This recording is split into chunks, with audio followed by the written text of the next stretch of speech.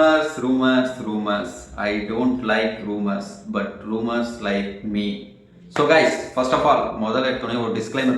Yes, this video is one and only for Rohit fans. So நீங்க ரோஹித் ஃபேனா இல்லனா கண்டிப்பா இந்த வீடியோவை பார்க்காதீங்க.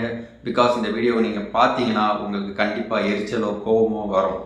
ஸோ அதை தவிர்க்கிறதுக்காண்டி தான் நான் இப்பயே உங்களுக்கு சொல்லிட்டேன்.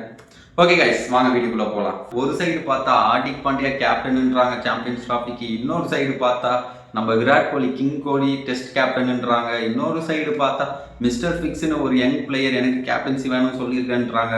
ஸோ அதெல்லாம் விட்டுட்டு இன்னொரு சைடும் பார்த்தா Rohit Sharma dropped retired from டெஸ்ட்டுன்றாங்க. ஸோ எவ்வளோ ரூமர்ஸ் அப்பா.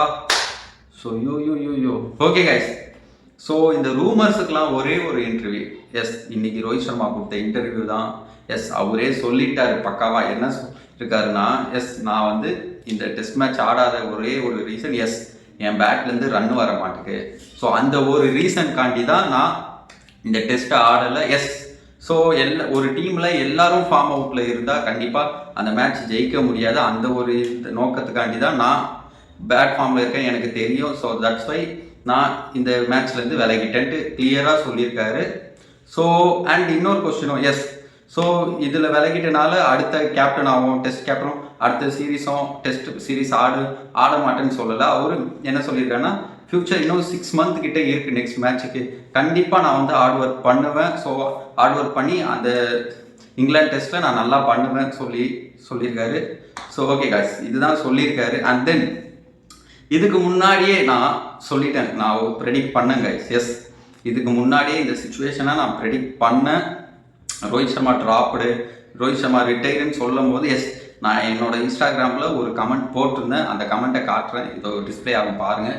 எஸ், என்ன போட்டிருக்கேன்னு பார்த்தீங்கன்னா, ஸோ ரோஹித் சர்மா இந்த மேட்ச் ஆடாதது one of the main reason. Yes, இந்த மேட்சும் தோத்துட்டா என்ன சொல்லுவாங்க, ரோஹித் சர்மானால தான் தோத்துச்சுன்னுருவாங்க. எஸ், பிஜிடி ரோஹித் சர்மானால தான் தோத்தோன்ட்டு சொல்லிடுவாங்க.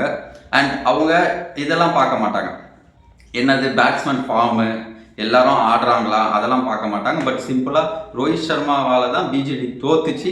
அண்ட் ரோஹித் சர்மா டெஸ்ட் கரியரே முடிச்சு விட்ருவாங்க, அதுதான் ஃபேக்ட்.